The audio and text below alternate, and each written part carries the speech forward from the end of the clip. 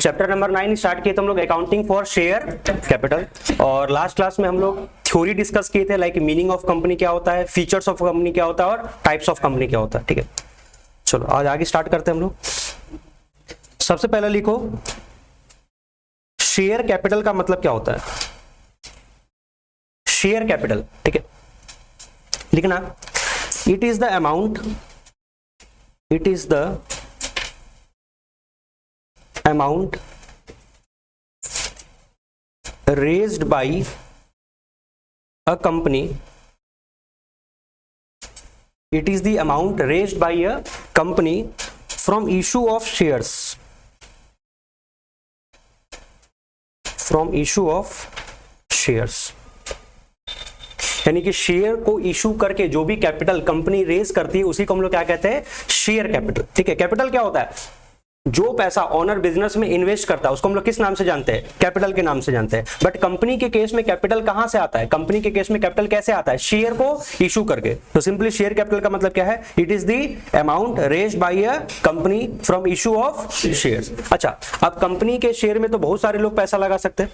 अगर एक public company का बात करें तो पब्लिक कंपनी के केस में तो हजारों लोग पैसा लगा सकते हैं। तो बताओ, जब एक कंपनी अपना बैलेंस शीट बनाती होगी, ठीक है, ये हो गया मान लीजिए एसेट साइड और ये हो गया लायबिलिटी साइड। बताओ कंपनी अपना कैपिटल कहां रिकॉर्ड करेगी, कोई भी बिजनेस में कैपिटल किधर रिकॉर्ड किया जाता है, लायबिलिटी साइड में। अब यहां पर हजारों लोग कंपनी में पैसा लगाए हुए, हजारों लोग कंपनी में पैसा लगाए, क्या सबका नाम लिख पाएंगे? जैसे पार्टनरशिप के केस में तो हम लोग नाम लिख देते थे, A is capital, B is capital, C is capital. क्या कंपनी में पॉसिबल है शेयर होल्डर्स का नाम लिखना? नहीं, इसलिए हम लोग सिर्फ एक कॉमन क्या लिख देते हैं, शेयर कैपिटल, शेयर कैपिटल। ठीक है, तो कंपनी शेयर इशू करके जो भी पैसा कलेक्ट करती है उसको हम लोग क्या कहते हैं, शेयर कैपिटल। और इट इज नॉट पॉसिबल कि एक एक शेयर होल्डर का नाम हम लोग बैलेंस शीट में लिख सके। ठीक है, चलो अब बात है कि सर ये शेयर होता क्या है, शेयर का मतलब क्या होता है, what do mean by shares. देखो इसको एकदम आसान भाषा में समझो। हम एक घर बनाना चाहते हैं, ठीक है, ध्यान से सुनना, हम एक घर बनाना चाहते हैं, उस घर को बनाने में 10,000 ब्रिक्स का यूज होगा। ठीक है, हम एक घर बनाना चाहते हैं, उस घर को बनाने में 10,000 ब्रिक्स मतलब ईंट का यूज होने वाला है। तो हमको ईंट परचेस करना पड़ेगा। एक ईंट जो है वो 10 रुपए का मिलता है। एक ईंट कितने का मिलता है? 10 रुपए का मिलता है। तो यानी ये वो बात हो गया कि हम एक घर बनाना चाहते हैं, ठीक है, ये घर बनाना चाहते हैं, इस घर को बनाने में कितना ईंट का जरूरत पड़ेगा? 10,000 ईंट का जरूरत पड़ेगा।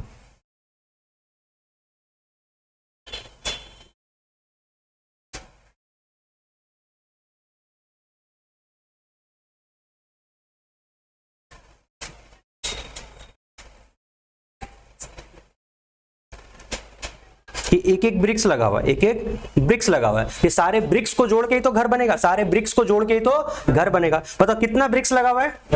10,000 ब्रिक्स लगा हुआ है। एक ब्रिक्स कितने का? 10 रुपए का। एक ब्रिक्स कितने का?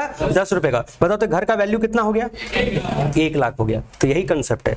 अगर हम इस पूरे घर का बात करें तो ये हो गया मेरा कैपिटल, इसको बोलते हैं शेयर कैपिटल, इसको बोलते हैं शेयर कैपिटल। ये शेयर कैपिटल का वैल्यू हो गया 1 लाख। 1 लाख रुपया कैसे बना? कि एक एक जो ब्रिक्स लगा हुआ है, एक एक जो ब्रिक्स लगा हुआ वो क्या हो गया? शेयर हो गया। वो एक एक जो ब्रिक्स लगा वो क्या हो गया? शेयर हो गया। तो अगर हम कहें कि इस कंपनी का शेयर कैपिटल कितना रुपए का है? 1 लाख रुपए का, तो तुम उसको ऐसे कह सकते हो कि कंपनी में 10,000 शेयर से, कंपनी में 10,000 शेयर से, मतलब 10,000 ब्रिक्स से मिलकर के बना ना, 10,000 शेयर से at the rate of ₹10 each. और एक ब्रिक्स कितने का? 10 का। तो टोटल कितना हो गया? 1 लाख। तो इसको ऐसे समझ लो शेयर क्या है। अगर हम टोटल इस घर का वैल्यू को कहें कि ये कैपिटल है कितना रुपया? 1 लाख रुपया। एक एक ईंट क्या हो गया? उसका शेयर हो गया। ठीक है, चलो आगे लिखो। शेयर का मतलब लिखते क्या होता है? शेयर का मतलब हिस्सा है। शेयर का मतलब हिस्सा है कि मेरा कितना हिस्सा, मींस हम जितना रुपए का शेयर खरीदेंगे उतना रुपए का मेरा क्या रहेगा? बिजनेस में हिस्सा रहेगा। ठीक है, लिखना share is a unit, share is a unit in which capital of the company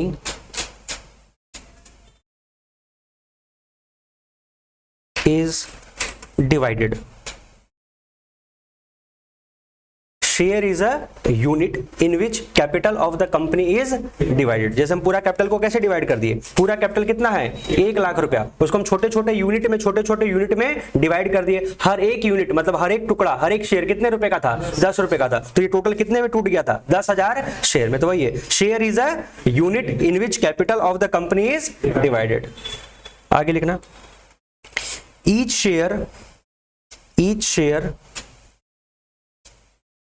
has its nominal, that is face value। Her share का अपना एक नॉमिनल मतलब कि एक फेस वैल्यू होता है। हर शेयर का एक नॉमिनल मतलब कि एक फेस वैल्यू होता है। जनरली 1 रुपया हो सकता है, 2 रुपया हो सकता है, 5 रुपया हो सकता है, 10 रुपया हो सकता है, 100 रुपया हो सकता है। ठीक है,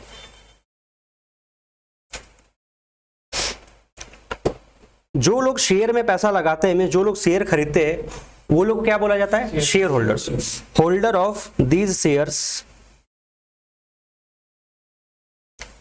are called share holders. Holders of these shares are called share holders. And पता होगा, share holder are the owners of the company.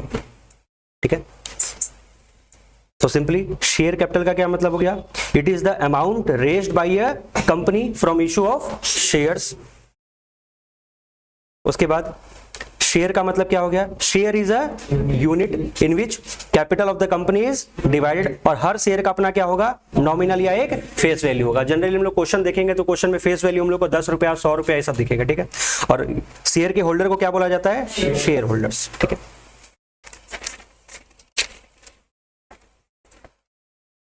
आगे लिखना, काइंड्स और क्लासेस ऑफ शेयर। काइंड्स और क्लासेस ऑफ शेयर, बताओ कितने तरह का शेयर होता है।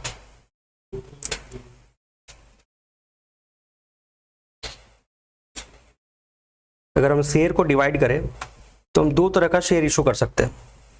एक हो गया इक्विटी शेयर्स और एक हो गया प्रेफरेंस शेयर।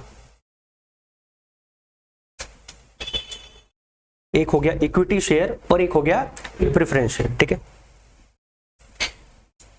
चलो हम इक्विटी शेयर के अंदर में एक और बात बताता हूं जो बुक में तुमको नहीं लिखा हुआ मिलेगा। Equity shares with equal voting rights, with equal voting rights and with differential voting rights।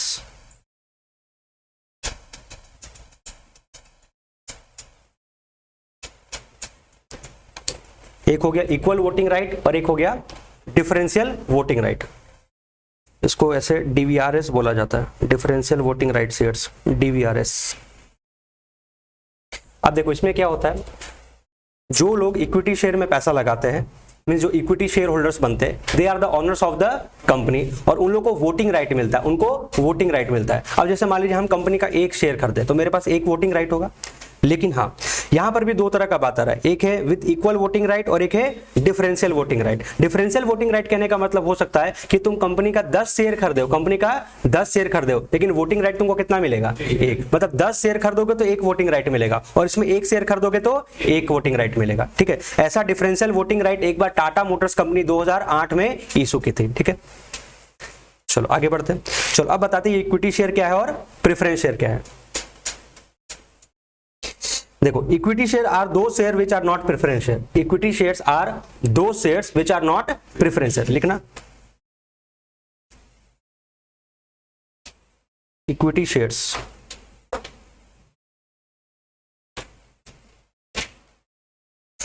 Equity shares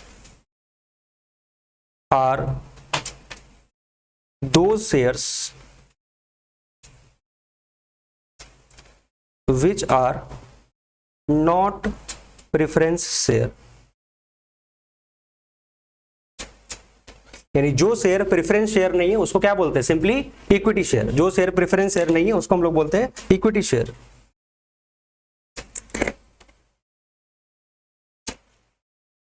आगे तो फिर प्रेफरेंस शेयर क्या होता है?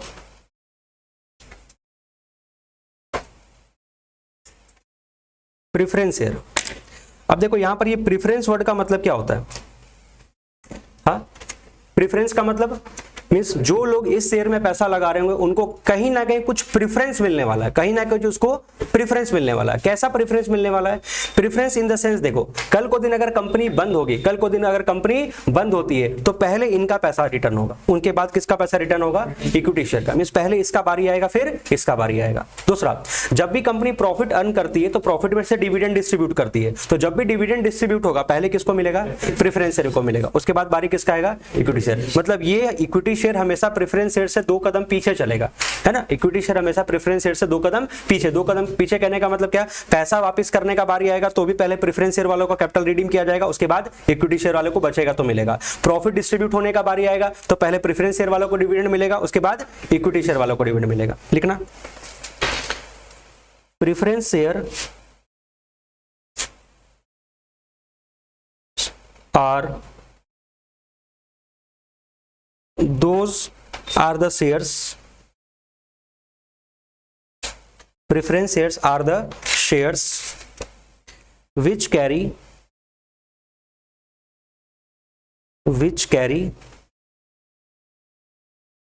the following two preferential right, which carry the following two preferential rights. पहला, right to receive dividend, right to receive dividend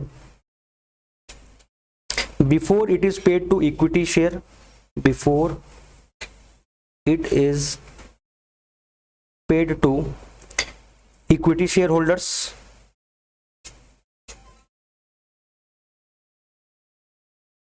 before it is paid to equity shareholders, right to receive repayment of capital, right to receive repayment of capital on the winding up of the company, on the winding up of the company before that of equity shares, before that of equity shares.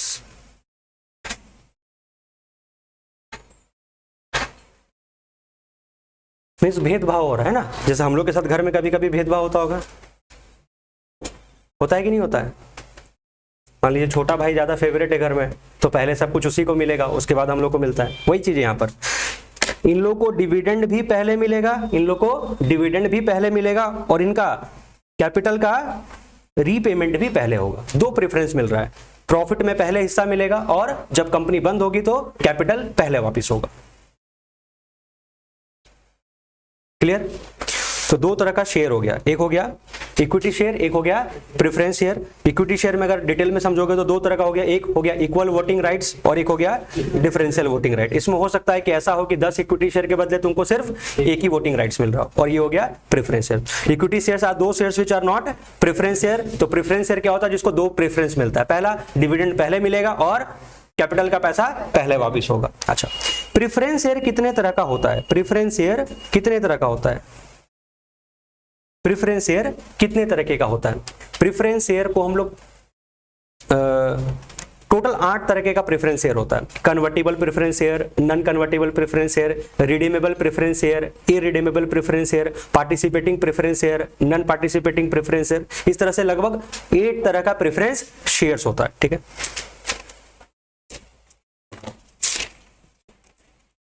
चलो तुम लोग को हम कुछ चीज दिखाते हैं note से। ये देखो, टाइप्स ऑफ प्रेफरेंस शेयर। ठीक है, इसको फिर बुक से नोट कर सकते हो, इसको लिखने का इतना जरूरत नहीं है। ठीक है, पहला with reference to dividend, with reference to dividend. ध्यान से देखना, एक है क्यूमुलेटिव प्रेफरेंस शेयर और एक है नॉन क्यूमुलेटिव प्रेफरेंस शेयर। एक है क्यूमुलेटिव प्रेफरेंस शेयर, एक है नॉन क्यूमुलेटिव प्रेफरेंस शेयर। अब ध्यान से सुनना, ये क्यूमुलेटिव नॉन क्यूमुलेटिव का क्या चक्कर है।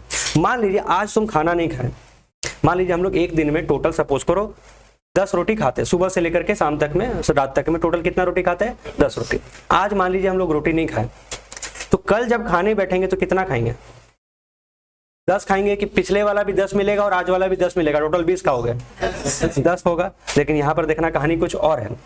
देखो क्या बोला जाता है, एक cumulative preference share, it carries the right to receive arrear, arrear मतलब बकाया, it carries the right to receive arrear of dividend before dividend is paid to, मतलब कि इक्विटी शेयर होल्डर वालों को डिविडेंड देने से पहले अगर प्रेफरेंस शेयर होल्डर वालों का पिछला कोई बकाया है तो पहले पुराना बकाया क्लियर करना पड़ेगा। देखो हम एग्जांपल लेकर के समझाते हैं। मान लीजिए 3 साल था, ठीक है, 2019-20, 2021 और 21-22। हुआ क्या, कंपनी में मान लीजिए कितने 10,007% प्रेफरेंस शेयर ऑफ ₹100 इज। अब ये 7% क्या है, देखो प्रेफरेंस शेयर होल्डर वालों को जो डिविडेंड मिलता है ना वो फिक्स रेट से मिलता है, तो उनका रेट फिक्स रहता है, तो उनके नाम के आगे हमेशा वो परसेंटेज लगा हुआ मिलेगा। तो कंपनी में कितने प्रेफरेंस शेयर है? 10,000 प्रेफरेंस शेयर है। एक प्रेफरेंस शेयर कितने का? 100 रुपए का, ठीक है। और कंपनी में 50,000 इक्विटी शेयर है, एक शेयर कितने का है? 10 रुपए का। अब बताओ किसी भी साल अगर हमको प्रेफरेंस, अब मान लीजिए डिविडेंड बांटना है, तो ये बताओ प्रेफरेंस शेयर वालों को कितना डिविडेंड मिलेगा? उनका डिविडेंड तो फिक्स है, उनका डिविडेंड फिक्स है। जैसे मान लीजिए 10,000 प्रेफरेंस शेयर है, एक प्रेफरेंस शेयर कितने का? 100 रुपए का, तो 10,000 इंटू 100, टोटल कैपिटल कितना हो गया? 10 लाख। 10 लाख कैपिटल हो गया और रेट कितना है? 7%। तो 10 लाख का 7% 70,000। 10 लाख का 7% 70,000। यानी किसी भी ईयर अगर डिविडेंड डिस्ट्रीब्यूट होगा तो प्रेफरेंस शेयर वालों को कितना मिलेगा? 70,000 मिलेगा। हाँ, उसके बाद तुम इक्विटी शेयर वालों को जितना देना चाहो दे सकते हो। वो डिविडेंड प्रपोज किया जाएगा शेयर होल्डर के मीटिंग में, इक्विटी शेयर वालों के द्वारा उसको एक्सेप्ट किया जाएगा। तब देखो हुआ क्या, 2019-20 में लॉस हो गया, तो जब लॉस ही हो गया तब तो किसी को डिविडेंड नहीं मिला होगा, कोई बात नहीं, आगे बढ़ो। 2020-21 में फिर लॉस हो गया, किसी को डिविडेंड नहीं मिला होगा।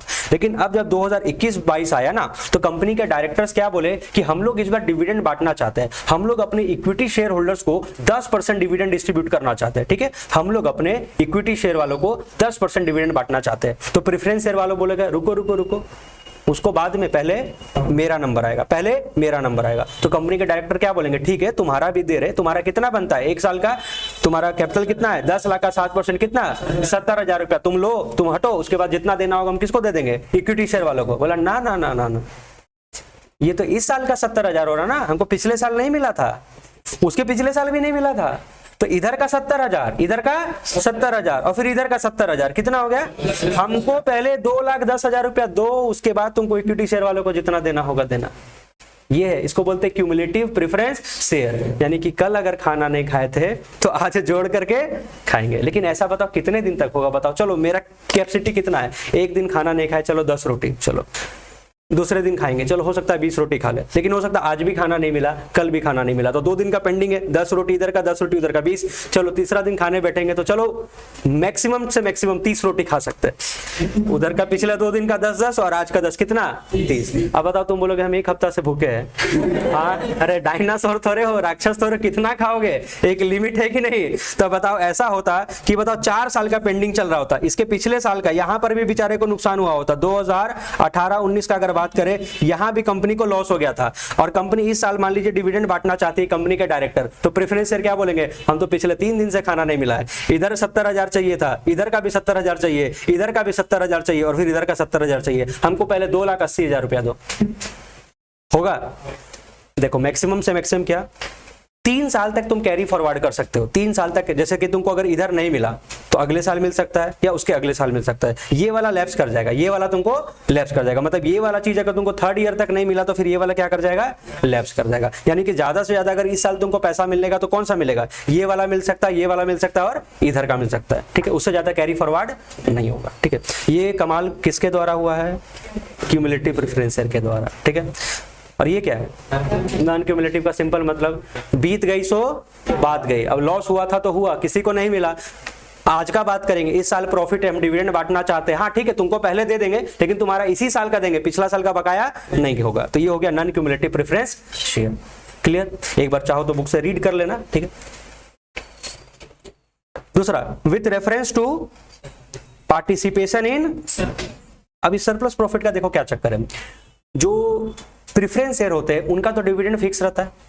मान लीजिए कंपनी अगर बहुत ज्यादा प्रॉफिट कमा ली, कंपनी बहुत ज्यादा प्रॉफिट कमा ली, लेकिन बताओ अगर हम बात करें यहां पर कंपनी को, मान लीजिए प्रेफरेंस शेयर के ऊपर कितना डिविडेंड बनता है, मैक्सिमम 70,000 ही बनता है, मैक्सिमम कितना बनता है 70,000। अब मान लीजिए कंपनी सपोज करो 10 लाख रुपया प्रॉफिट अर्न की, कितना अर्न की 10 लाख रुपया, तो प्रेफरेंस शेयर वालों के तो मन में लालच आएगा ना जी, हम लोग को तो सिर्फ कितना मिल रहा है 10,000 रुपया, बाकी पैसा किसको मिल जाएगा, इक्विटी वाले को, हो सकता है। तो देखो यहां पर भी दो स्कीम रखा गया, एक है पार्टिसिपेटिंग, एक है नॉन पार्टिसिपेटिंग। पार्टिसिपेटिंग का मतलब क्या है, पहले तुमको दे दिए तुम्हारा 70,000, उसके बाद किस में बटेगा, इक्विटी शेयर में, बचेगा तो तुमको दिया जाएगा, बचेगा तो तुमको दिया जाएगा। अरे हमारे घर में मेहमान आते हैं तो हम लोग बाहर से कुछ नाश्ता लेकर के आते हैं, ठीक है, नाश्ता लेकर के आते हैं, तो हम लोग का भी प्रोविजन लेकर के चला जाता है। जैसे मान लीजिए 10 समोसा मंगाया गया, ठीक है, तो कम से कम चलो 3 भाई थे तो तीनों को पहले स्टार्टिंग में कितना समोसा दे दिया गया, एक समोसा दे दिया गया, बचा कितना 7 समोसा रिलेटिव के लिए। लेकिन हम लोग बोलेंगे एक में क्या होगा, कम से कम 2 चाहिए, तो मम्मी क्या समझाएगी, रुक जाओ 7 समोसा है, रिलेटिव को जाने दो,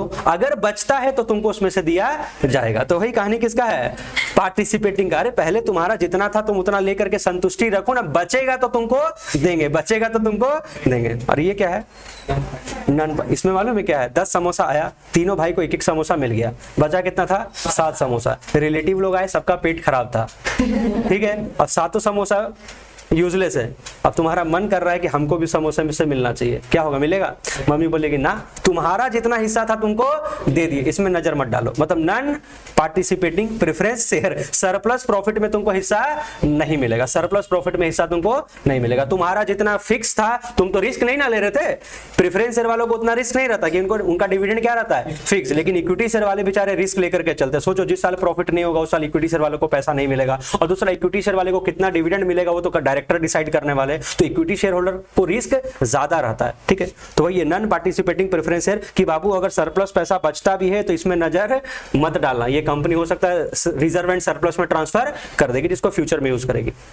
with reference to exchange offer, मतलब क्या, आज तुम प्रेफरेंस शेयर खरीदे, क्या तुम उसको कल इक्विटी शेयर में कन्वर्ट कर सकते हो, ऑप्शन है 2 ऑप्शन, या तो कन्वर्ट हो भी सकता है या तो कन्वर्ट नहीं हो सकता। कन्वर्टिबल प्रेफरेंस शेयर के पास ऑप्शन होगा कि आज प्रेफरेंस शेयर खरीदो, कल उसको किस में कन्वर्ट करवा सकते हो, इक्विटी शेयर्स में, लेकिन नॉन कन्वर्टिबल में नहीं, तुमको हमेशा क्या रहना पड़ेगा, प्रेफरेंस शेयर ही बन करके रहना होगा। प्रेफरेंस शेयर खरीदे तो प्रेफरेंस शेयर ही रहो, तुम बाद में अपने आप को इक्विटी शेयर नहीं कन्वर्ट कर सकते हो। With reference to redemption, redemption का मतलब होता है रीपेमेंट करना, रिडेम्पशन का मतलब रीपेमेंट। मान लीजिए आज तुम कंपनी का प्रेफरेंस शेयर खरीद लियो, तुमको पैसा कब मिलेगा, तुम्हारा पैसा तुमको कब कंपनी कब वापस करेगी। इसमें 2 बात है, एक तो जो तुम्हारा टाइम पीरियड फिक्स किया गया था, मान लीजिए तुम प्रेफरेंस शेयर खरीदे हो जिसका टर्म 5 ईयर का था, तो आफ्टर 5 ईयर तुम्हारा पैसा तुमको लौटा दिया जाएगा। लेकिन एक प्रेफरेंस शेयर होता है जिसका पैसा तुमको तभी कंपनी लौटाएगी जब कंपनी बंद होगी, तभी लौटाएगी, ड्यूरिंग द लाइफ टाइम तुम्हारा पैसा वापस नहीं किया जाएगा। Redeemable preference share, redeemable preference share मतलब क्या, during the life time of the company, जितने पीरियड के लिए वो प्रेफरेंस शेयर को इशू किया गया था उतने समय में तुम्हारा पैसा वापस कर दिया जाएगा। मींस एक पार्टिकुलर पीरियड के लिए इशू किया गया, 10 साल के लिए इशू किया गया, 10 साल के बाद तुम्हारा पैसा रिटर्न हो जाएगा। लेकिन इररिडीमेबल प्रेफरेंस शेयर में क्या हो गया, जब तक कंपनी बंद नहीं होगी तब तक तुम्हारा पैसा वापस नहीं होगा, ठीक है। तो टोटल हम लोग 4 बेसिस पर क्लासिफाई किए, तो टोटल 8 तरह का प्रेफरेंस शेयर हो गया। With reference to dividend, cumulative ना, क्यूमुलेटिव मतलब जुड़ते जाएगा, लेकिन हाँ ऐसा नहीं कि मैक्सिमम 3 साल तक चलेगा। With reference to participating in surplus profit, participating और नॉन पार्टिसिपेटिंग। कन्वर्टेबल के बेसिस पर, कन्वर्टेबल और नॉन कन्वर्टेबल। रिडेम्पशन के बेसिस पे रिडीमेबल और इररिडीमेबल, ठीक है। इसको बाकी बुक से एक बार खाली थ्योरी रीड कर लेना।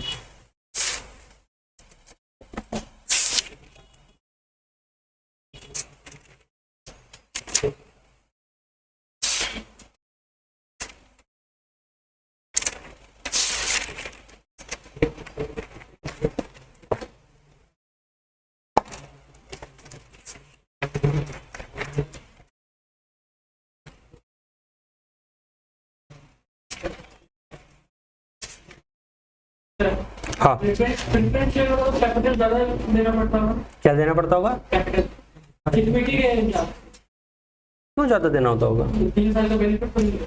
उससे कोई मतलब नहीं, वो तो डिपेंड करता है उस समय उसका प्राइस क्या चल रहा होगा। इधर देखो, classification of share capital from accounting point of view. जब हम लोग बैलेंस शीट बनाएंगे तो अपने शेयर कैपिटल को वहां पर हमको प्रेजेंट करना होगा, तो कैसे प्रेजेंट करेंगे? तो इसके लिए देखो कितने तरह का शेयर कैपिटल होता है। एक है ऑथराइज्ड मतलब कि नॉमिनल कैपिटल मतलब कि रजिस्टर्ड कैपिटल, एक होता है इशूड कैपिटल और एक होता है सब्सक्राइब्ड कैपिटल। पहले इसको हम एग्जांपल लेकर के समझाते हैं। तीन तरह का कैपिटल हो गया, कौन कौन सा?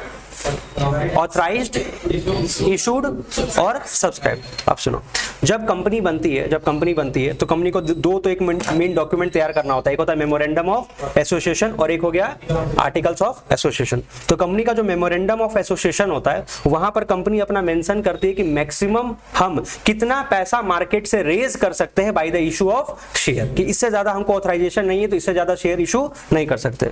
ये हो गया मेरा ऑथराइज्ड कैपिटल। तो मान लीजिए जब कंपनी बनी तो कंपनी को लगा कि हमको मैक्सिमम 10 लाख रुपए का ही जरूरत पड़ेगा, अब कंपनी ये 10 लाख रुपया कैसे कलेक्ट करेगी? तो शेयर के फॉर्म में कलेक्ट करेगी। तो एक एक शेयर मान लीजिए कंपनी डिसाइड की 10 रुपए का होगा, एक शेयर कितने का होगा? 10 रुपए का होगा। तो कंपनी को 10 लाख रुपया चाहिए होगा, तो कंपनी को कितना टुकड़ा बनाना होगा, कितना शेयर्स बनाना होगा? 1 लाख शेयर्स, 1 लाख शेयर, एक शेयर कितने का? 10 का। तो कंपनी ऐसे बना दी 1 lakh equity shares of ₹10 each.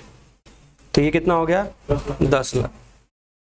अच्छा, दोनों हो सकता था, इक्विटी शेयर्स भी हो सकता था, प्रेफरेंस शेयर भी हो सकता था। हम फिलहाल इक्विटी शेयर को लेकर के चलते हैं कि कंपनी में मान लीजिए इक्विटी शेयर ही खाली है, company 1 lakh equity share issue करने का पावर ली है, ठीक है, और एक शेयर कितने का होगा? फेस वैल्यू 10 रुपए का। तो कंपनी कितना उठा सकती है? 10 लाख। एक तो ये बात हो गया। बट क्या कंपनी को एक बार में ही 10 लाख रुपया चाहिए होगा? नहीं, कंपनी को स्टार्टिंग में 10 लाख रुपए का एक बार में जरूरत नहीं पड़ेगा। तो कंपनी उसमें से कुछ शेयर को क्या करेगी? मार्केट में इशू करेगी, उसको बोलते हैं इशूड कैपिटल। तो कंपनी को लगता है कि अभी हमको 7 लाख रुपए का जरूरत पड़ सकता है, 7 लाख रुपए का जरूरत पड़ सकता है, 3 लाख रुपए का भी जरूरत नहीं है। तो कंपनी को 7 लाख रुपया उठाने के लिए कितना शेयर इशू कर देना चाहिए? 70,000 shares, 70,000 equity shares of ₹10 each. तो ये हो गया 7 लाख। ठीक है, कंपनी ऐसा सोच रही है कि हम 70,000 शेयर इशू कर देंगे, एक शेयर 10 रुपए का, तो हमको कितना मिल जाएगा? 7 लाख रुपया। जरूरी है कि बिक जाएगा? कोई जरूरी नहीं है। यानी कि पब्लिक कितना सब्सक्राइब करेंगे, पब्लिक कितना खरीदेगी, वो मेरे हाथ में नहीं है। तो थर्ड है सब्सक्राइब्ड कैपिटल, कि मेरा कितना शेयर बिका, मान लीजिए हम 70,000 शेयर इशू किए और मेरा सिर्फ 50,000 ही शेयर बिका। हम 70,000 शेयर इशू किए बट मेरा कितना शेयर बिका? 50,000। तो मेरा सब्सक्राइब कैपिटल कितना हो जाएगा? 50,000 इक्विटी शेयर्स ऑफ ₹10 ईच। तो कितना हो जाएगा? 5 लाख। तो ये तीन कहानी है, authorised, issued and subscribe. Authorised मतलब मैक्सिमम पावर कितना है मेरे पास, तो मैक्सिमम पावर कितना है? 1 लाख शेयर इशू कर सकते हैं 10 रुपए का, तो कितना हो गया? 10 लाख। अभी जितना जरूरत है उतना इशू करो। अच्छा, तुम पूरा इशू कर सकते हो, बिल्कुल, तुम्हारे पास जितना पावर है तुम पूरा इस्तेमाल करो, कम इस्तेमाल करना है कम इस्तेमाल करो, लेकिन हाँ 1 लाख से ज्यादा इशू नहीं कर सकते। तो इशूड कैपिटल क्या है? ऑथराइज्ड कैपिटल का वो पार्ट जो for the time being company अभी मार्केट में इशू की है। 70,000 शेयर 10 का, तो कितना हो गया? 7 लाख। लेकिन कंपनी पब्लिक कितना खरीदेगी वो मेरे हाथ में नहीं है। तो मान लीजिए पब्लिक कितना खरीदी? 50,000 शेयर खरीदी, तो 50,000 शेयर ऑफ ₹10 ईच कितना हो गया? 5 लाख। बट अब इसमें बहुत सारा बात और भी सीखना है। ये जो सब्सक्राइब कैपिटल का प्रेजेंटेशन है वो ऐसे प्रेजेंटेशन नहीं होता है। फॉर एग्जांपल हम समझाते हैं, मान लीजिए हम कितना शेयर मार्केट में पब्लिक कितना खरीद ली? 50,000 शेयर खरीद ली, एक शेयर का दाम कितना था? 10 रुपए का। बट हुआ क्या ना, इसमें से हुआ क्या,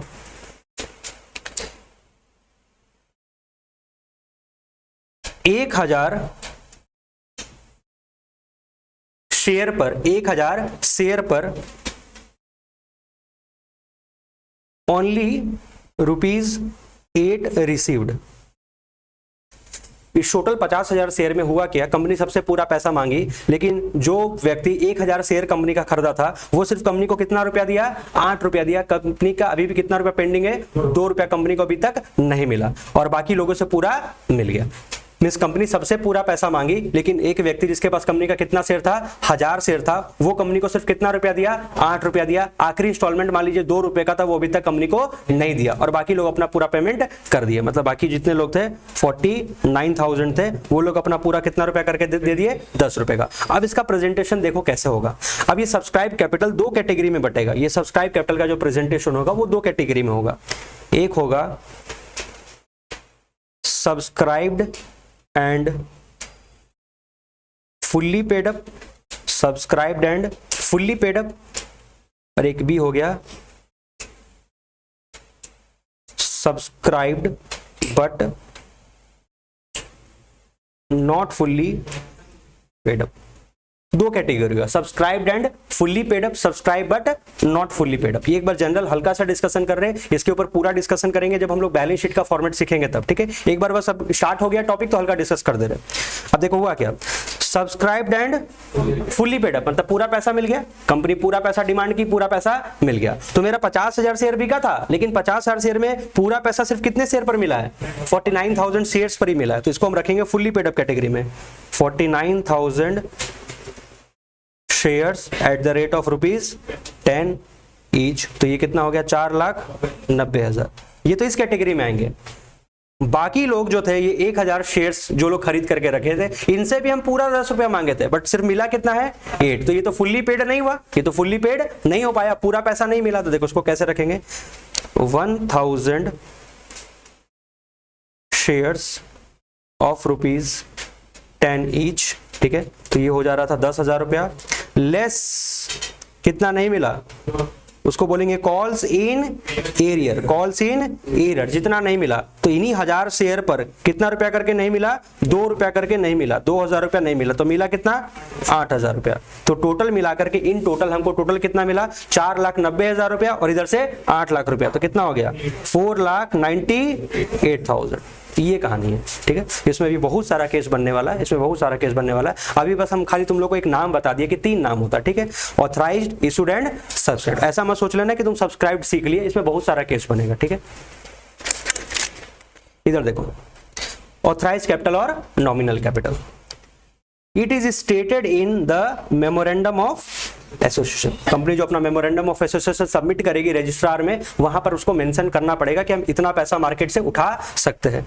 and is the maximum amount that a company can raise as share capital. इससे ज्यादा हम लोग शेयर कैपिटल कलेक्ट नहीं कर सकते। हाँ, बाद में बढ़वाना होगा तो बढ़वा सकते हो। It is stated separately for each class और kind of share, that is equity share and preference share. हाँ, कंपनी को अपना अलग अलग बताना होगा, मैक्सिमम इतना इक्विटी शेयर इशू कर सकते हैं और मैक्सिमम इतना प्रेफरेंस शेयर इशू कर सकते हैं, ठीक है। Issued capital for the time being, जितने का जरूरत था उतना इशू कर दिए। It is a part of authorized capital that is issued for subscription. It should be kept in mind that issued capital cannot exceed the company's authorized share capital. जितना power मिला उससे ज्यादा कैसे हम लोग इशू कर सकते हैं। हाँ, issued capital authorized के बराबर हो सकता है, उससे कम हो सकता है, उससे ज्यादा नहीं हो सकता।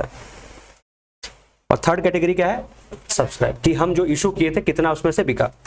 It is that part of the issued capital which is for the time being subscribed by the member of a company. Subscribed capital is shown under following 2 heads. पहला subscribed and fully paid up, subscribed but not fully paid up. इसके ऊपर detail discussion तब करेंगे जब हम लोग balance sheet का presentation करना सीखेंगे, ठीक है। अभी सिर्फ तुम 3 नाम सुन लिए, एक ऑथराइज्ड और एक इशूड और एक सब्सक्राइब, ठीक है। अभी चैप्टर में हम लोग को बहुत आगे जाना है, धीरे धीरे करके कंसेप्ट बनाना पड़ेगा, ठीक है।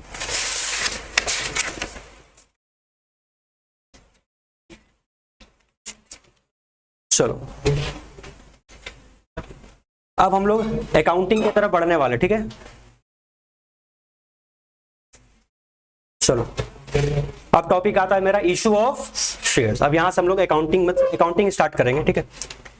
इशू ऑफ शेयर्स, जब भी कंपनी शेयर इशू करती है वो 2 तरह का हो गया। एक तो शेयर कैसे इशू किया जा सकता है, पब्लिक में, जनरल पब्लिक को शेयर ऑफर किया जा सकता है, जिसको बोलते हैं पब्लिक इशू।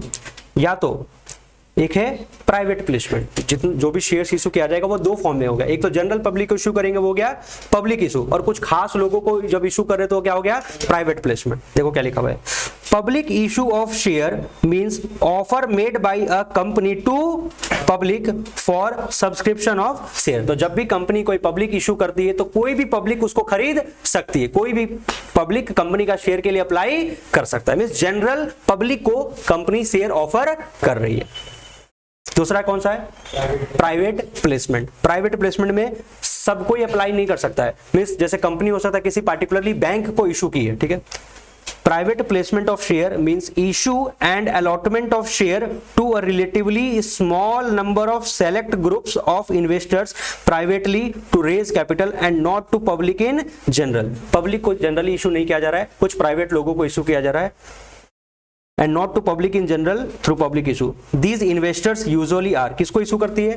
बैंक्स को, म्यूचुअल फंड्स को, इंश्योरेंस कंपनीज को। मींस पब्लिक को इशू नहीं करती है। तो दो चीज हो गया, या तो जनरल पब्लिक को ऑफर किया जा रहा है या कुछ प्राइवेट इन्वेस्टर्स को ऑफर किया जा रहा है। तो एक हो गया पब्लिक इशू, एक हो गया प्राइवेट प्लेसमेंट। अपने को तो अकाउंटिंग करना है कि कंपनी जब शेयर इशू करती है तो अपने को जर्नल एंट्रीज वगैरह क्या पास करना है, ठीक है। पर जर्नल एंट्री स्टार्ट करने से पहले सब पता तो होना चाहिए थ्योरी कि पब्लिक इशू है, दूसरा प्राइवेट प्लेसमेंट है। एक ये वर्ड सुने होंगे IPO, initial public offer. Initial public offer जब फर्स्ट टाइम कंपनी मार्केट में शेयर लेकर के आती है, जब फर्स्ट टाइम कंपनी मार्केट में शेयर लेकर के आती है तो उसको क्या बोलते हैं? Initial public offer. An offer made to the public in general for the first time to subscribe share is known as initial public offer, ठीक है। उसके बाद तो फिर वो शेयर स्टॉक एक्सचेंज में लिस्ट हो जाएगा, उसके बाद वहां से बाई सेल होना होगा। फर्स्ट टाइम जब पब्लिक लेकर के आती है तो क्या हो जाएगा? Initial public offer. चलो, अ कंपनी में issue shares either for cash or for consideration other than cash. एक कंपनी जब शेयर इशू करेगी तो या तो हो सकता है वो कैश के बदले इशू करे या for consideration other than cash के बदले इशू करे। अभी कैश और कंसिडरेशन अदर देन कैश क्या है? कैश का मतलब क्या? कंपनी शेयर इशू की, बदले में तुमसे पेमेंट रिसीव कर रही है। और यहाँ पर कैश जो लिखा हुआ है, कैश बोलने का मतलब पेमेंट कभी भी कैश में नहीं होता। पेमेंट किसके थ्रू होगा? बैंक अकाउंट के थ्रू ही होगा। मतलब कैश मतलब नगद हो गया, मतलब तुमको कंपनी शेयर इशू कर रही है और तुमसे पेमेंट रिसीव कर रही है। दूसरा, कंसिडरेशन अदर देन कैश, मतलब कंपनी किसी का एसेट परचेज की, कंपनी किसी का एसेट परचेज की और कंपनी उसको सेटलमेंट में पैसा नहीं दी, कंपनी क्या कि अपना शेयर अलॉट कर दे। या कंपनी किसी का मान लीजिए बिजनेस को टेक ओवर कर ली और उसका जो भी परचेज कंसिडरेशन था वो कंपनी अपना क्या कर दी? शेयर इशू कर दी, ठीक है। तो दो हो गया, एक तो मार्केट में शेयर इशू कर रहे हैं, बदले में पेमेंट रिसीव कर रहे हैं पब्लिक से, वो हो गया issue of share for cash. या कंसिडरेशन अदर देन कैश में क्या होगा? हो सकता है कंपनी कहीं से कोई एसेट्स परचेज कर रही है, किसी का पूरा बिजनेस टेक ओवर कर ले रही है और अपना जो पेमेंट सेटलमेंट कर रही है वो बाय इशू ऑफ शेयर्स कर रही है, ठीक है। द शेयर में बी इशूड एट पार और दूसरा क्या है? प्रीमियम। अच्छा, अब जब कंपनी शेयर इशू करेगी तो कितने रुपए में इशू करेगी? शेयर का मान लीजिए जनरली फेस वैल्यू 10 रुपया, शेयर का मान लीजिए जनरली फेस वैल्यू कितना है? 10 रुपया। अब कंपनी चाहे तो वो शेयर को 10 रुपए में भी इशू कर सकती है, 10 रुपए से ज्यादा में भी इशू कर सकती है। क्या 10 रुपए से कम में इशू कर सकती है? देखो वर्ड पे ध्यान देना, द शेयर में भी इशूड एट पार। पार का मतलब क्या? जो कंपनी इशू प्राइस रखेगी ना वो किसके बराबर होगा? फेस वैल्यू का। मींस कंपनी का जो फेस वैल्यू, कंपनी का जो नॉमिनल वैल्यू है शेयर का 10 रुपया, तो इशू प्राइस भी कितना है? 10 रुपया। दूसरा है प्रीमियम। प्रीमियम में जो इशू प्राइस होगा वो किससे ज्यादा होगा? मान लीजिए हो सकता है फेस वैल्यू तो कितना है? 10, बट कंपनी का वैल्यू मार्केट में बहुत ज्यादा बढ़ चुका है, तो डिमांड ज्यादा है शेयर का, जिसके कारण से कंपनी उसका इशू प्राइस मान लीजिए कितना रखी है? 15 रुपया। तो 5 रुपया जो तुमसे एक्स्ट्रा कलेक्ट कर रही है वो तुमसे क्या चार्ज कर रही है? प्रीमियम, है ना। क्या डिस्काउंट में इशू हो सकता है? सिर्फ एक कंडीशन है, sweat equity shares. Note, as per section 53 of Companies Act 2013, share cannot be issued at a discount except sweat equity shares। Sweat का मतलब होता है पसीना, कंपनी के लिए खून पसीना कौन बहा रहा है? कंपनी के एम्प्लॉइज वगैरह। तो कंपनी चाहे तो उन लोगों को सस्ते दाम में शेयर ऑफर कर सकती है, उसको बोलते हैं स्वेट इक्विटी शेयर। तो स्वेट इक्विटी शेयर को छोड़ करके बाकी जो ऑर्डिनरी शेयर्स है जो जनरल हम पब्लिक में ऑफर कर रहे हैं वो डिस्काउंट पर इशू नहीं हो सकता है। तो share can be issued at par और प्रीमियम। पार मतलब जितना फेस वैल्यू उतने में इशू कर रहे हैं, प्रीमियम मतलब फेस वैल्यू से ज्यादा में इशू कर रहे हैं, ठीक है। शेयर कैश के बदले भी इशू किया जा सकता है, कंसिडरेशन अदर देन कैश के बदले भी इशू किया जा सकता है। तुम ये सोचोगे अलग अलग पॉइंट क्या बन रहा है? अलग अलग पॉइंट कुछ नहीं बन रहा है। मान लीजिए हम पब्लिक में शेयर इशू कर रहे हैं कैश के लिए, तो वो पार पे भी हो सकता है, प्रीमियम पे भी हो सकता है। हम कंसिडरेशन अदर देन कैश के लिए इशू कर रहे हैं, वो शेयर भी पार पे इशू हो सकता है और प्रीमियम में हो सकता है। अब बताओ, कंपनी चलो शेयर पार पे इशू की, प्रीमियम पर इशू की, जैसे भी की, कंपनी पैसा कैसे लेगी तुमसे? एक बार में लेगी कि धीरे धीरे करके मांगेगी? दोनों ऑप्शन है कंपनी के पास। जो इशू प्राइस होगा शेयर का may be payable by the subscriber either, दो ऑप्शन है, either in lump sum along with the application, मतलब एक ही बार में जब तुम एप्लीकेशन फॉर्म जमा करोगे उसी समय तुमको पूरा का पूरा अमाउंट देना होगा, चाहे वो इशू पार पर हुआ होगा चाहे प्रीमियम पर इशू होगा, मतलब जो भी इशू प्राइस है वो कंपनी तुमसे एक बार में डिमांड कर लेगी।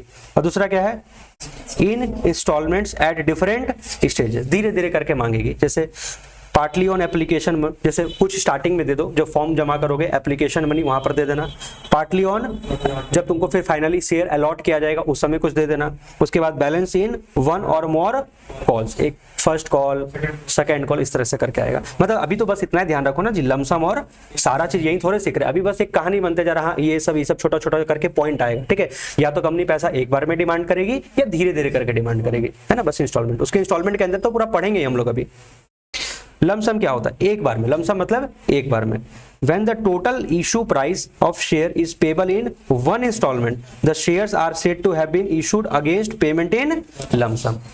और इंस्टॉलमेंट का मतलब हो गया धीरे धीरे करके, इंस्टॉलमेंट का मतलब हो गया धीरे धीरे करके, इसलिए इस पैराग्राफ को भी रीड नहीं कर रहे हैं। धीरे धीरे करके नाम आएगा, application money, allotment money, first call, second call, final call.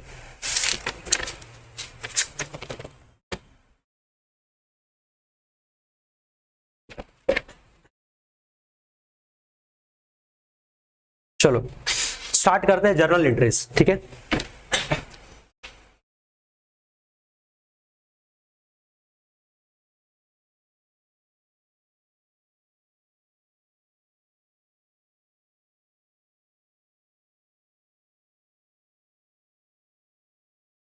ठीक है, दो टॉपिक है, एक शेयर इशूड फॉर कैश और दूसरा है share issued for consideration other than cash. तो हम लोग पहला टॉपिक उठा रहे हैं शेयर इशूड फॉर कैश, ठीक है। तो हम लोग का पहला जो टॉपिक है वो है, हेडिंग डालो, share issued for cash. Share issued for cash कहने का मतलब पेमेंट कैश में नहीं रिसीव करेंगे, पेमेंट बैंक अकाउंट के थ्रू रिसीव होगा। टॉपिक है शेयर इशूड फॉर कैश, ठीक है। अच्छा बताओ, share can be issued at par and share can be issued at premium, और अमाउंट हम लोग एक बार में भी रिसीव कर सकते हैं और इंस्टॉलमेंट में भी। तो पहले हम कौन सा सिखा रहे हैं कि पेमेंट अगर एक बार में रिसीव करेंगे तो उसका एंट्री क्या होगा, चाहे उसमें पार पर इशू किया गया हो चाहे उसमें प्रीमियम पर इशू किया होगा। लिखो, when whole amount is payable, when whole amount is payable along with the application money,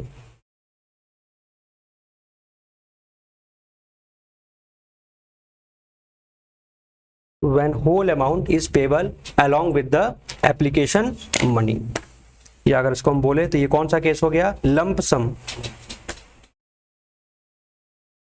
ये इजी है, ये काफी इजी है, तो तुरंत सलट जाएगा, आज ही सलट जाएगा। तो मेन हम लोग को इंस्टॉलमेंट में टाइम लगने वाला, ठीक है। When the whole amount is payable along with the application money, that is lump sum. लिखो पहला entry,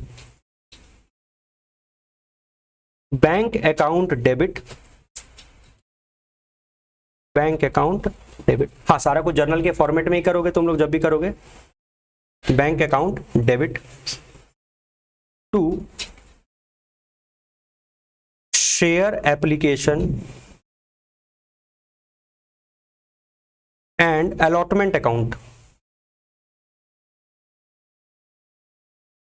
bank account debit to share application and allotment account.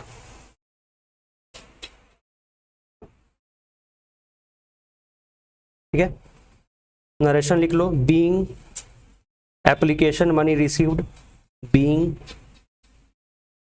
Application money received.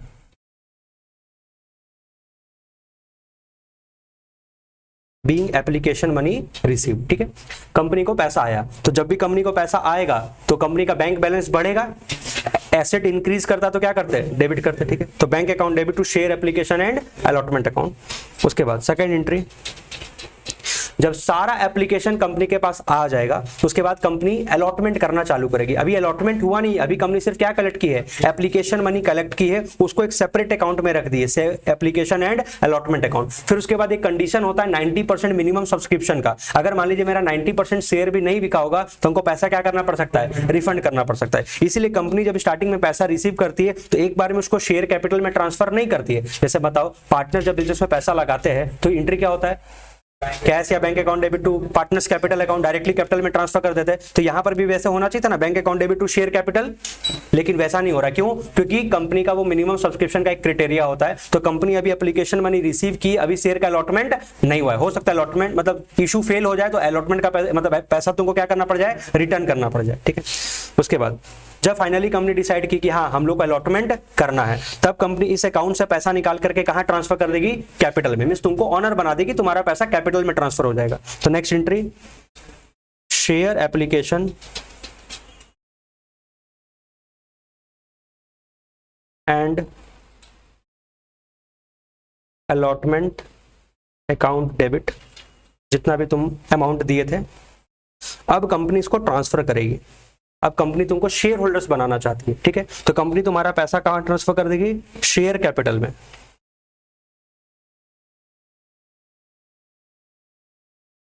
Share capital में जो पैसा जाएगा ना वो हमेशा फेस वैल्यू जाएगा, ध्यान रखना। शेयर कैपिटल में जो अमाउंट जाएगा वो कौन सा जाएगा, फेस वैल्यू। अगर कंपनी शेयर जो इशू की है वो प्रीमियम में इशू की है तो एक चीज और आएगा, securities premium reserve, securities premium reserve. ठीक है, इसमें सिक्योरिटी प्रीमियम का पैसा आएगा to bank account in case of refund, in case of refund.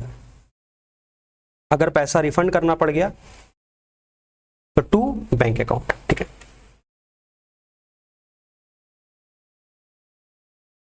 Being application money received, being application money transferred.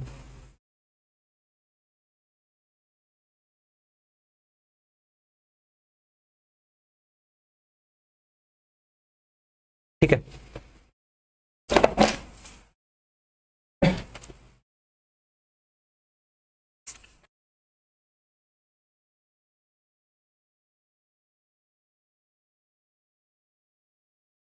बड़े आगे लिखना है, क्वेश्चन लिखना। ए limited issued 10,000 shares of rupees 10 each. A Limited issued 10,000 shares of rupees 10 each at par. चलो पहले simple case लेते हैं, at par. दो ही चीजों समझाना है, एक एट पार और एक at premium. At par, whole amount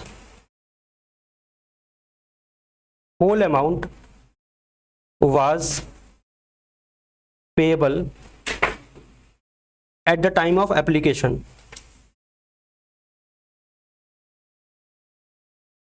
Whole amount was payable at the time of application. तो पूरा पैसा एक बार में, मतलब लमसम वाला केस बन गया।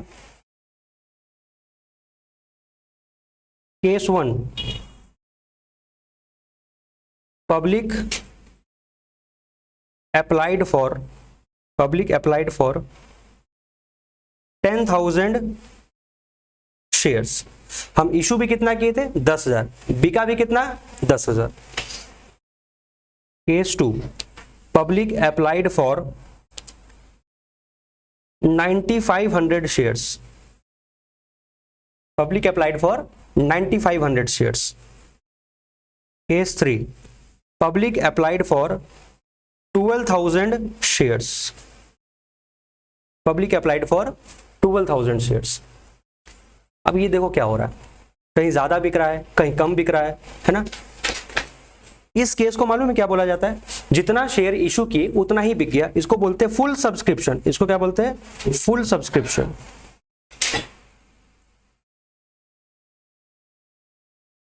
अगर कम बिका इसको बोलते हैं अंडर सब्सक्रिप्शन, इसको बोलते हैं अंडर सब्सक्रिप्शन। और ज्यादा बिक गया इसको बोलते हैं ओवर सब्सक्रिप्शन।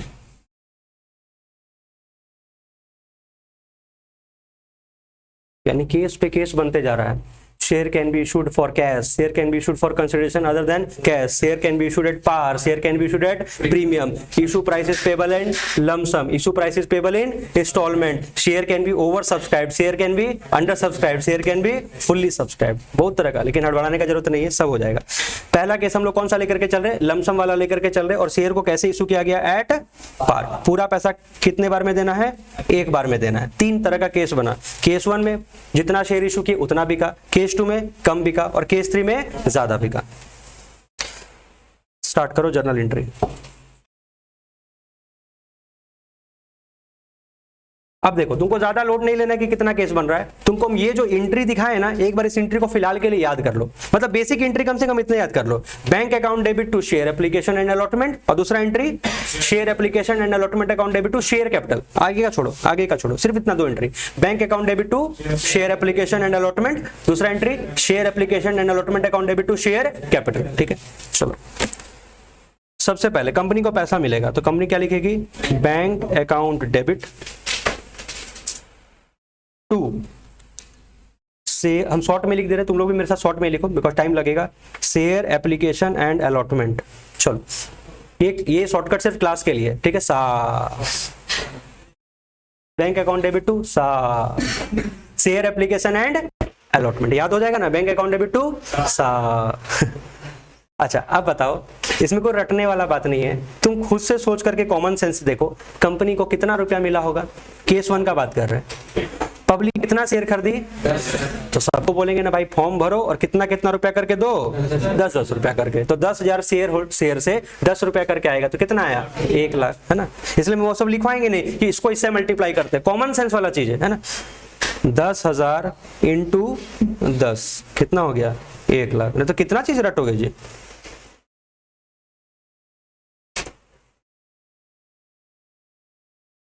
अब share application and allotment account debit, कितना? जितना क्रेडिट किए थे उतना यहाँ पर डेबिट करो। इससे पूछो कहाँ जाना चाहते हो? घर जाना चाहते हो? वापिस कर दे पैसा, रिफंड कर दे? नहीं, क्या करे? अरे उनको शेयर होल्डर्स बना दो तो उनका पैसा कहाँ ट्रांसफर कर दो? शेयर कैपिटल में, टू शेयर कैपिटल में। लेकिन यहां पर सावधानी क्या बरतना है कि शेयर कैपिटल में सिर्फ फेस वैल्यू का पैसा जाएगा, प्रीमियम का पैसा प्रीमियम में जाएगा। तो यहां पर तो क्वेश्चन प्रीमियम का है ही नहीं, 10 शेयर तो पार पे इशू किए, तो प्रीमियम का कोई सवाल ही नहीं उठता है। तो बस सारा पैसा कहां चल जाएगा? कैपिटल में। क्या कोई रिफंड का बात हो रहा है? कोई ज्यादा देगा तब ना रिफंड करेंगे, कहां कोई ज्यादा दिया? ठीक है, बढ़े आगे। ये हो गया केस 1। बढ़े आगे, केस 2। जर्नल पढ़ो। Public applied for 9500 shares. Minimum subscription का क्राइटेरिया तो हो गया, क्योंकि अगर 10,000 शेयर इशू किए थे तो कम से कम 90% बिक जाना चाहिए था। कितना बिक गया? 9,000 बिक गया। खैर, अकाउंटिंग के पर्पस के लिए हम लोग को लॉ नहीं घुसाना है बीच में। क्वेश्चन में चाहे 8,000 शेयर बिके चाहे 7,000 शेयर बिके, तेजी नहीं दिखाना है, एंट्री करके आना है। ठीक है, ये हम समझाने के लिए बोल रहे हैं कि नहीं तो इसका एंट्री पास नहीं करेंगे, क्वेश्चन गलत है। सेबी का गाइडलाइंस कहता है नहीं, सेबी का गाइडलाइंस क्या? तेल लेने हमको एंट्री करके दिखाना है। ठीक है, बट फिर भी हम कितना लिखे जानबूझ करके? 9500 लिख दिए। तो 9500 शेयर बिका, एक शेयर से कितना रुपया लेना था? 10 रुपया। तो इतने लोग ना पैसा देंगे क्या? 10,000 लोग पैसा देंगे? नहीं, मेरा शेयर ही कम बिका तो कम पैसा आया, 10 रुपए करके 9500 लोगों से कितना हुआ? 95,000। अच्छा, और उन्हीं का पैसा फिर कहाँ ट्रांसफर हो जाएगा? शेयर कैपिटल में। क्या कोई रिफंड का सवाल है? हाथ जोड़ के ले लो जो पैसा मिल रहा है। एक तो कम बिका है, ज्यादा बिकता तो बात होता, एक तो शेयर भी बेचारा कम बिका, तो जो पैसा आया उन्हीं को कैपिटल में ट्रांसफर कर देंगे। क्या कोई प्रीमियम आया? तो कहने का मतलब पूरा एंट्री सेम होगा, एंट्री सेम टू सेम होगा, बस अमाउंट कितना होगा? 95,000। आ रहा समझ में? हम ऐसे कर दे देखो, 95 दूसरा एंट्री 95 ठीक है, समझने से ना मतलब थोड़ा टाइम वेस्ट करना है। बैंक अकाउंट डेबिट टू, बोलो मेरे साथ, बैंक अकाउंट डेबिट टू सा कितना? 95,000। दूसरा 100 account debit to share capital, entry ऐसे याद हो जाएगा। और यहाँ तेजी नहीं दिखाना है, समझ रहे हो? चलो अब तुम लोग फंसेगा, ये ऐसा एग्जाम में देखो, ऐसा एंट्री लिखोगे ना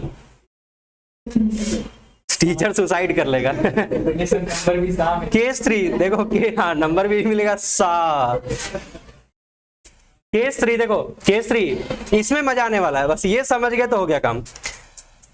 कितना शेयर बिका? 12,000। अब क्या किया जाए, अब कैसे शेयर दे?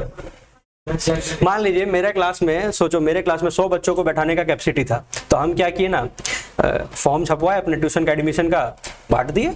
फॉर्म बिकते, फॉर्म ज्यादा छपवा लिए थे, फॉर्म तो छपवा लिए थे 200, लेकिन क्लास में सीट कितना था? 100। तो हुआ क्या, सबको मेरा फॉर्म ले गया। उस समय सबसे पूरा पैसा नहीं मांगे, मैं जैसे कि मेरा 10,000 रुपये फीस है, तो सबको बोले ठीक है तुम लोग रजिस्ट्रेशन फॉर्म भर भर के जमा कर दो, और इतने तारीख से क्लास स्टार्ट हो रहा है, 2 दिन पहले आकर के फिर फुल पेमेंट कर देना। तब हुआ क्या, मान लीजिए हम 100 बच्चे को पढ़ाने का कैपेसिटी रखते हैं, और कम से कम अगर 120 बच्चे आ गए, 120 बच्चे का एप्लीकेशन आ गया, हम भी ट्यूशन पढ़ेंगे, हम भी ट्यूशन पढ़ेंगे, तो क्या करें, कैसे मैनेज करेंगे?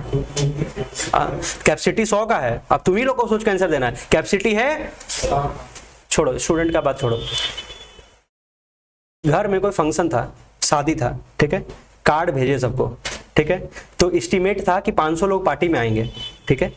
अब भैया जिसके घर में कार्ड आया है, तो हम लोग इसी हिसाब से जोड़े थे कि एक फैमिली से कितने लोग आएंगे, किसी से 1, किसी से 2, किसी से 3। हमको क्या पता था मोहल्ला का मोहल्ला उठ करके आ जाएगा। 500 बाराती का अरेंजमेंट करके रखे थे, 700 बाराती आ गए, क्या करेंगे, क्या करेंगे? हाँ मैनेज करना पड़ेगा ना, कैसे मैनेज करोगे? देखेंगे कि यार तुम लिफाफा लाया है तुम लिफाफा नहीं लाया, तुम जाओ, तुम लिफाफा नहीं लाया, तुम जाओ। अच्छा तुम कितने लोग को लेके आए? एक साथ 3-3 बच्चा को लेकर के आए, 2 बच्चा को घर छोड़ करके आओ, एक बच्चा आएगा। समझ आ रहा है? कुछ ना कुछ तो करना पड़ेगा। तो यहाँ पर देखो क्या करना पड़ेगा, दिमाग लगाना।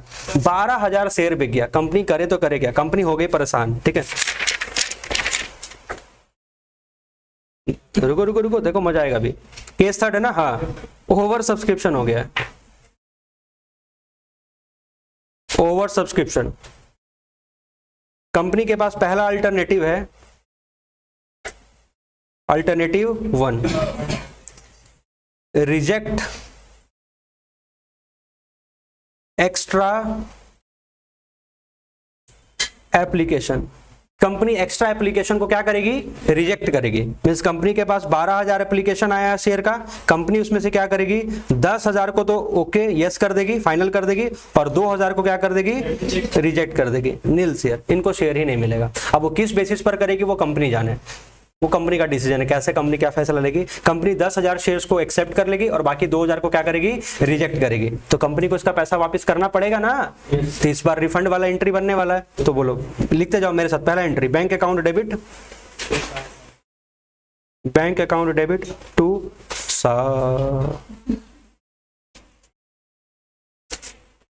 बोलो। पहले ये बताओ कि कंपनी के पास पैसा कितना आया। कंपनी को तो बड़ा मजा आ रहा था, पैसा मिलते जा रहा, मिलते जा रहा, मिलते जा रहा, 10-10 रुपया करके। कितने लोग से ले ली? 12,000 लोग से ले ली। लेते समय नहीं सोची, लेते जाओ। 12,000 लोग से 10 रुपया करके ले ली, 12,000 लोग से 10 रुपया करके ले ली, तो कितना हो गया? 1,20,000, 1,20,000, ठीक है। अब कंपनी परेशान, हर करे तो करे क्या, 12,000 रुपया आ गए, 1,20,000 आ गया है। हाँ, अब कंपनी देखो क्या करेगी, share application and allotment account debit 1,20,000 to. जब इनको कंपनी शेयर होल्डर्स बनाएगी और इनका पैसा जब शेयर कैपिटल में ट्रांसफर करेगी तो कंपनी का हाथ रुक जाएगा। कंपनी क्या करे, कंपनी मजबूर है, सबका पैसा कैपिटल में ट्रांसफर कर ही नहीं सकती, सबको तो शेयर होल्डर बनाना नहीं है, इनको तो रिजेक्ट करना होगा, इनको तो रिजेक्ट करना होगा। शेयर होल्डर तो सिर्फ 10,000 लोगों को ही बनाया जा सकता है, ठीक है। तो 10,000 लोगों का पैसा 10 रुपया के हिसाब से कितना हो गया? 1 लाख। तो तुम्हारा कैपिटल तो 1 ही लाख होगा ना, कैपिटल तो 1 ही लाख हो सकता है, इससे ज्यादा कैसे कर सकते हो। बाकी 20,000 रुपया इनका, तो इनको अगर तुम शेयर नहीं दोगे तो क्या, वापिस करो पैसा टू बैंक अकाउंट। जो लोगों को बाराती में इंटर करने नहीं मिला उनका जाने का भाड़ा वापस करो उनको रिफंड करो पैसा। कितना हो गया? 20,000। हाँ, जिनको खाना नहीं मिला उनका लिफाफा का पैसा वापस करो। कहीं कोई रटने वाला इसमें बात नहीं होगा, कॉमन सेंस लगाओ। इतना पैसा आया, अरे शेयर जिनको दे रहे उनका पैसा रखो, बाकी को क्या करो, रिफंड कर दो। अब प्रीमियम का केस होता तो प्रीमियम में बांट देते। अल्टरनेटिव टू, इसका नाम है प्रो राटा। नाम सुन के सब डर जाता है, pro rata allotment. Pro rata allotment क्यों लिखे, प्रो राटा। प्रो राटा का मतलब क्या है, नाराज मत करो किसी को। अरे आज इनको रिजेक्ट कर दिया, तुम खुद से सोचो, हिम्मत करके किसी कंपनी का शेयर में पैसा लगाए और तुमको शेयर ही नहीं अलॉट हुआ, कल को दिन लगाओगे, नहीं लगाओगे तो कंपनी क्या बोलेगी, देखो एक काम करते ना, नाराज किसी को नहीं करते, सबको थोड़ा थोड़ा शेयर दे देते। मान लीजिए हम कंपनी का 12 शेयर खरीदते थे, तो कंपनी बोली तुमको 10 शेयर दे देते। जो कंपनी का 120 शेयर खरीदा होगा उसको 100 शेयर दे देते। जो कंपनी का मान लीजिए 2400 शेयर खरीदा होगा उसको कुछ, मतलब सबको थोड़ा थोड़ा दे दो ना। एक फैमिली से मान लीजिए 5 लोग आ गए, क्या इंटर नहीं करने देंगे? अरे एक काम कीजिए, 3 लोग आ जाइए, 2 लोग घर जाइए। मतलब कुछ, अब उनको पूरा ही भगा देंगे, उनको पूरा ही रिजेक्ट कर देंगे, तो रिश्तेदारी खराब थोड़े करना है। 5 लोग आ गए थे, 3 लोग को बुला, 2 लोग को घर भेजो। मतलब कि 12,000 एप्लीकेशन आया था, नाराज किसी को मत करो। उन्हीं लोग को बोलो एडजस्ट कर लीजिए, भैया कितना शेयर ले लीजिए, 10,000 ले लीजिए। मतलब एक रेशो बन गया 12:10, 6:5। तो जो अगर 6 शेयर खरीदा है तो उसको कितना शेयर मिलेगा, 5। अब लगाते रहो फॉर्मूला, 6 शेयर पर अगर 5 शेयर मिलेगा तो 600 शेयर पर 500 शेयर मिलेगा, 1200 शेयर पर 1000 शेयर मिलेगा, अपना प्रोपोर्शनेट बेसिस पर लगाते रहो। अब बात क्या है कि हम अगर मान लीजिए एक ही व्यक्ति अकेले 12,000 शेयर के लिए अप्लाई किया था, अब मिला उसको कितना, 10,000, तो बोलेगा ना मेरा पैसा तो 12,000 शेयर पर लिए है और शेयर कितना मिल रहा है, तो बाकी पैसा रिफंड। बाकी रिफंड ही ना होगा और क्या उपाय है? तो एंट्री तो सेम ही होगा, एंट्री में कहां कोई चेंज होने वाला है, एंट्री में कोई चेंज होने वाला नहीं है। हर व्यक्ति के साथ तो यही होगा, जो 6 शेयर के लिए पैसा दिया था, शेयर कितना मिला, 5, तो उसका 1 शेयर पर पैसा क्या था, एक्स्ट्रा। क्या बोलेगा, लाओ भाई जब शेयर नहीं दे रहा है तो मेरा पैसा क्या करो, वापस करो, रिफंड करो। तो एंट्री क्या होगा, सेम टू सेम एंट्री में कोई चेंज नहीं है। तो फिर अल्टरनेटिव सर बना क्यों रहे? अल्टरनेटिव इसलिए बना रहे क्योंकि जब हम लोग इंस्टॉलमेंट का क्वेश्चन करेंगे ना तब चेंज हो जाएगा, ठीक है। अल्टरनेटिव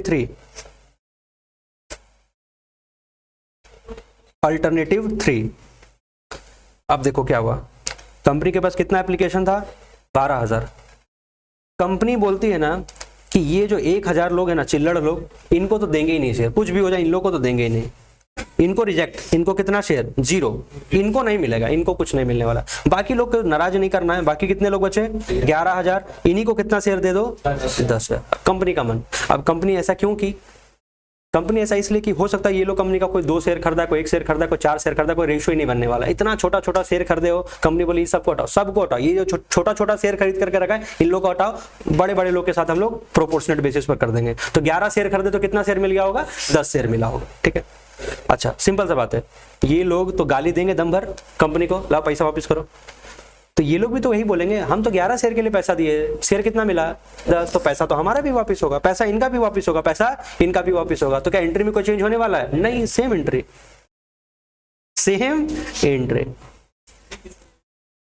बट हाँ कंसेप्ट समझोगे, हम पहले बोल देते कि यहाँ पर डायरेक्टली अगर हेडिंग में लिखते ओवर सब्सक्रिप्शन और सेम एंट्री तो मजा नहीं आता। 3 अल्टरनेटिव बना। पहला अल्टरनेटिव क्या है, एक्स्ट्रा को क्या किए, रिजेक्ट, उनका पैसा वापस।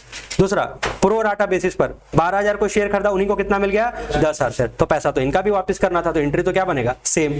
अल्टरनेटिव 3 दोनों को मिला दिया, अल्टरनेटिव 1 प्लस अल्टरनेटिव 2, कुछ को तो भगा दो, रिजेक्ट कर दो, और कुछ के साथ प्रो राटा कर दो, तो बात तो यहाँ पर भी वही है, जिनको रिजेक्ट किया उनका भी पैसा वापस करो, जिनका एक्स्ट्रा पैसा है उनका भी वापस करो। एंट्री यहां पर भी क्या होगा, सेम टू सेम। तो आज का क्लास इतना ही रहने देते हैं, नेक्स्ट क्लास में प्रीमियम वाला क्वेश्चन करेंगे, ठीक है।